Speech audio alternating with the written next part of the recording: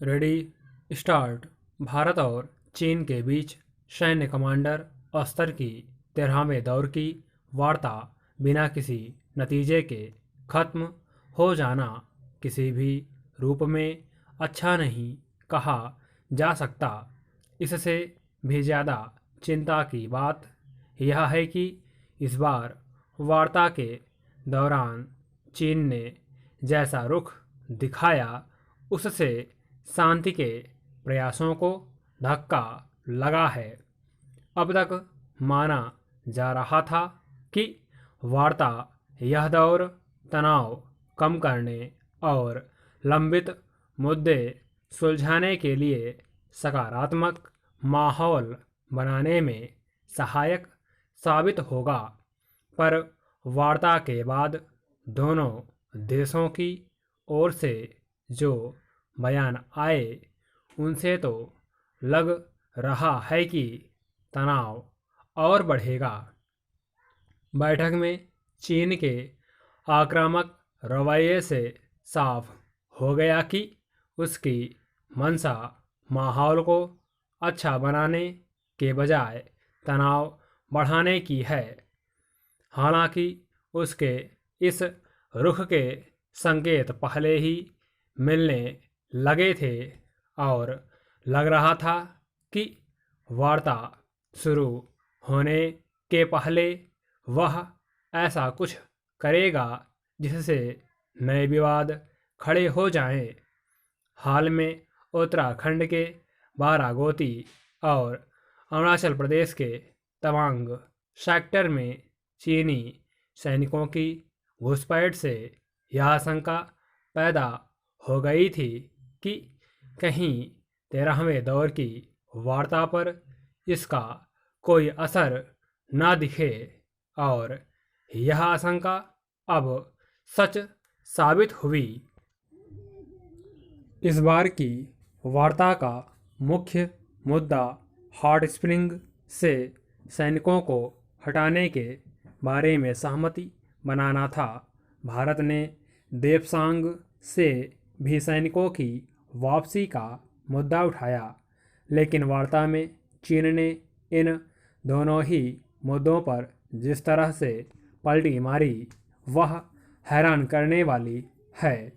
उसने इन इलाकों से सैनिकों को पीछे हटाने से भारत के प्रस्तावों को अव्यावहारिक और अतार्किक करार दे दिया, जबकि कुछ महीने पहले ताजिकिस्तान की राजधानी दुशान्बे में भारत और चीन के विदेश मंत्रियों के बीच सहमति बनी थी कि वार्ताओं के जरिए समाधान की कोशिशें जारी रखी जाएंगी। पर अब चीन जिस तरह का रुख दिखा रहा है उससे स्पष्ट है कि उसके लिए इन वार्ताओं और प्रतिबद्धताओं का कोई मतलब नहीं रह गया है। उल्टे उसने विवादित स्थलों से सैनिकों को हटाने के बारे में भारत पर हालात का गलत आकलन करने की तोहमड़ जड़ दी। ऐसे में यह कैसे माना जाए कि वह विवाद खत्म करने के लिए गंभीरता दिखा रहा है। पूर्वी लद्दाख में गलवान घाटी की घटना चीन की साजिश का नतीजा थी। चीनी सैनिकों ने भारत के सैनिकों पर हमला कर दिया था और फिर कई जगह घुसपैठ पर कब्जा कर लिया था। हालांकि भारत के कड़े प्रतिरोध और सैन्य दखल के बाद चीन पर जो दबाव बना और वार्ताओं के दौर शुरू हुए उसी का नतीजा था कि उसे पैंगोंग त्सो झील के उत्तरी और दक्षिणी हिस्सों और गोगरा पोस्ट से अपने सैनिक हटाने पड़े।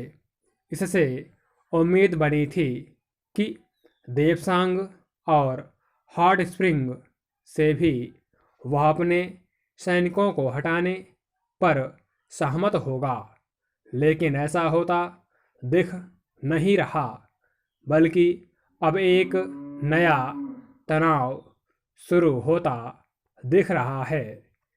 चीन के साथ मुश्किल यह है कि वह शांति, सुरक्षा और स्थायित्व की बातें तो करता है, लेकिन जब अमल की बारी आती है तो पलटी मार जाता है।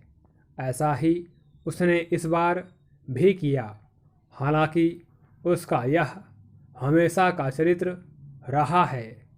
भारत एक नहीं कई बार साफ साफ शब्दों में कह भी चुका है कि जब तक टकराव वाले इलाकों से चीनी सैनिक नहीं हटेंगे तब तक इलाके में तनाव बना रहेगा और इसका जिम्मेदार चीन होगा। इसलिए अब यह फैसला चीन को करना है कि शांति के लिए वह कौन सा रास्ता चुनता है। स्टॉप।